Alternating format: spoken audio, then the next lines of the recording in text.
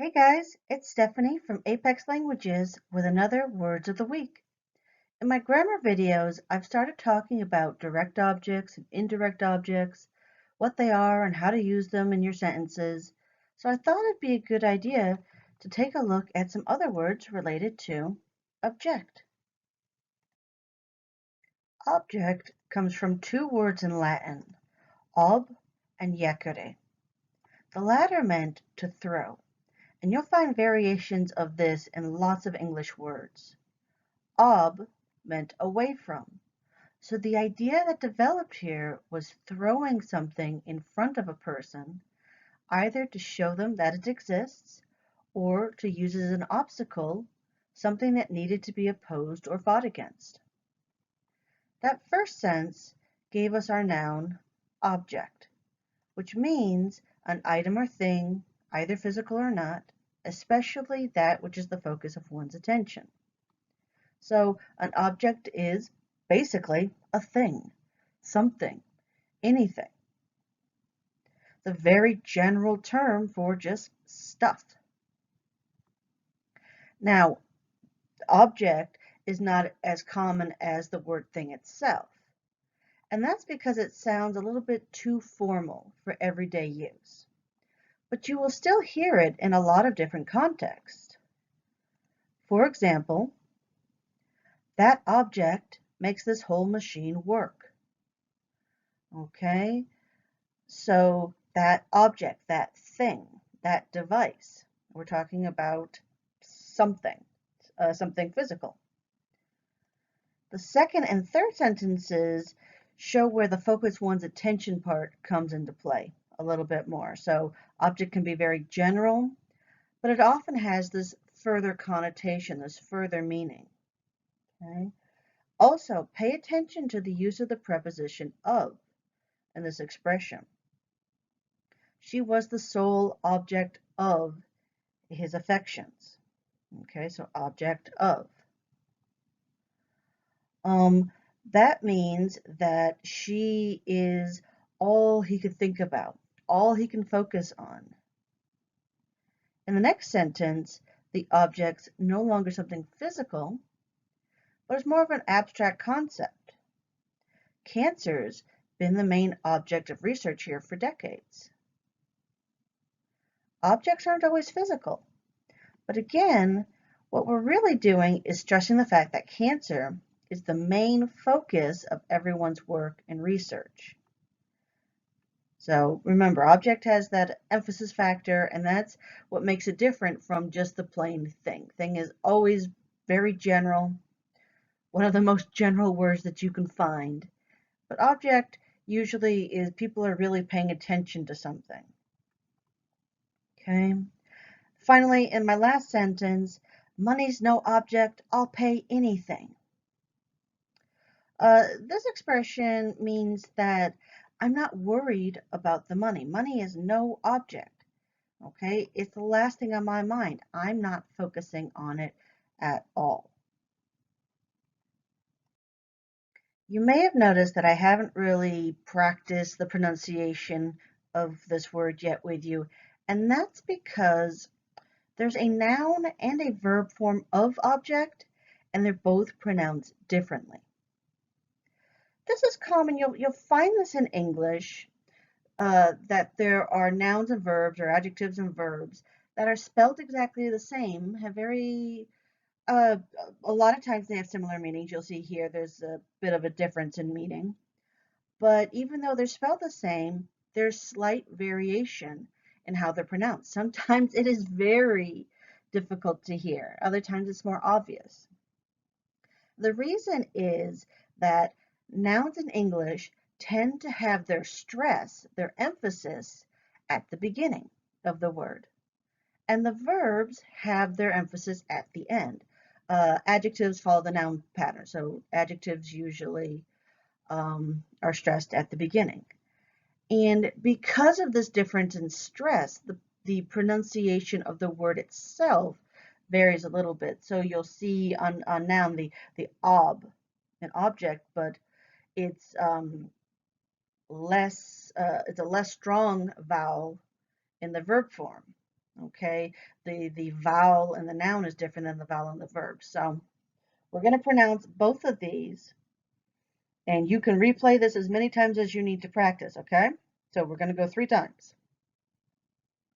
Object, object, object, object, object, object. Okay? What does the verb object mean? Well, like I said, it's a little different. It means to express disapproval, to argue in opposition. And if you look back at the root, it does make sense, okay? So remember I told you, you're throwing things in front of someone, either to acknowledge that it exists, you present it with something and you realize that's a thing, okay? Or it's something that's in your way that you have to fight to overcome, okay? That you do not like and you want to get it out of your way. So the noun version is very neutral, but the verb is negative. Okay, you don't like something. That part maybe is a little bit more common, but it can also mean, so you're saying that you don't like something, or it can also be the argument that you make in opposition of whatever that object is. Okay, so I've got some examples for you. I object to your assumption that I was not as smart as you, that I am not as smart as you. Okay, with the noun, we use the preposition of. With the verb, I object to. Okay, I object to your accusation. Okay, you called me dumb. I object to that accusation or assumption, right? I just object to you being a jerk. I am not happy that you are mean. Okay, so I object to that. The manager objected that his staff was being treated unfairly. So this is more of the arguing. Okay, he's arguing. What is his argument? That his staff is being, so this is what he's saying, right? He's objecting, and what he's saying in his argument is that his staff was being treated unfairly. The most popular version that you'll hear of object, and its noun form objection, is in a courtroom. Okay, so it is a little bit, it is formal. It is a bit more formal. And it's very common. Objections is an approved way in a court when something happens and a lawyer doesn't like it. The lawyer is trying to say, I don't want this information being included in the trial. They say objection. Okay, and so that's the noun. It's got the shun ending, right? So it's a noun. The lawyer's objection was overruled by the judge. So the lawyer said, I don't want this information in this trial. And the judge said, too bad. He overruled it. He said, I object to your objection, basically. Now let's look at some relatives of object and object, starting with objectionable. That's a fun long word to say, so repeat it after me. Objectionable, objectionable, objectionable. It's an adjective because you see that able part, okay? So you're able to object. It causes objection, right? It causes disapproval. It causes offense. Something that is objectionable means that people are going to get mad at it. His objectionable language got him in big trouble at work. Okay, if you ever see, you might see in quotation marks someone saying something, and we use all these random symbols. What that means is it's a swear word. It's something that you're really not supposed to say. So instead of writing the letters out and getting in trouble for swearing in writing, people use those random symbols, and it can be any symbol, to say, oops, you know. In television, it's the beep, right? They beep you out, they bleep you out. But that's what that means if you ever see it. Okay, so it's a swear word. Okay, behave. Don't be objectionable. The other sentence here, I found that book was very objectionable. I can't believe someone would publish such filth.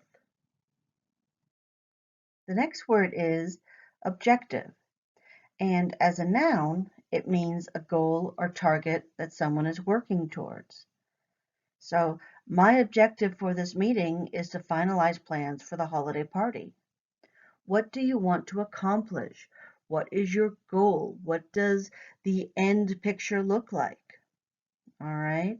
So, a little formal, but still a very useful word. In fact, it is the heading for a section that many people put on their resumes. Your objective. So some employers might ask for the objective, and that's the goal. What is your goal in applying? What do you want? Why do you want this job? Okay.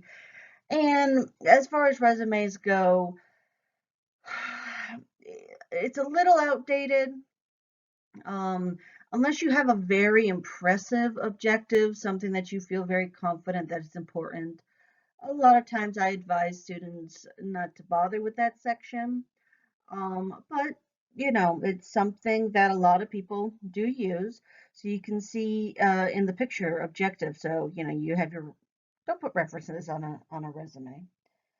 Maybe I'm not particularly happy about this picture, but on different things, objective goes right at the top before you start talking about your work experience or your education, okay? What do you want to accomplish by getting this job? So what is your goal? Objective also has an adjective meaning, and that is not influenced by personal feelings, based on facts, unbiased. Now, when would you use this word? Well, its antonym is subjective. And yes, these words are formal, but I use it very often when I talk to students about, for example, opinions. Okay. When you're writing, when you're reading, you always want to keep in the back of your mind, is this objective or is this subjective? Is this scientific, right? Neutral, just based on the facts, nothing else, none of your opinions? Or is the writer or whoever wrote or directed what you're seeing, are they trying to persuade you? Are they trying to make you feel something? Or maybe they were just lazy and they put their opinions when they shouldn't have. Okay. But it's very important to be able to distinguish between objective versus subjective. Okay, we're humans. It's very, very hard not to be subjective. It's very hard not to have biases. But in professional and academic settings, you really want to try to be as objective as possible. Okay, remember, objective is throwing away, whereas subjective, I'm the subject, that's me. Objective is away. Sub means underneath, so that's basically under is closer than away, right? Subject refers to the person, you're the subject, and the object is further away. So that's how you sort of tell the difference between them. You can see in this picture too. Subjective, the girl thinks that the cake is delicious, and the boy says, oh, it's disgusting. That's their opinion. Objective, however, they're just counting. There are 4 oranges, right? And so no matter what their personal preferences are, they can both agree 4 oranges. When writing for work, it is usually best to remain objective. Keep your subjective opinions to yourself unless they're specifically asked for. Objectivity, that's the noun, is professional. All right, I think that's enough words here. There's a couple different definitions, right? So write me a sentence using object and or its relatives at least twice in one sentence. There's a lot of different meanings going on. So for example, the judge says, I object to your objection. Okay, play around. Try to use the different meanings of the words. And I'll leave you to it then. Okay, thank you as always for watching my videos. Check out apexitlanguages.com for more. Until then, have a wonderful day.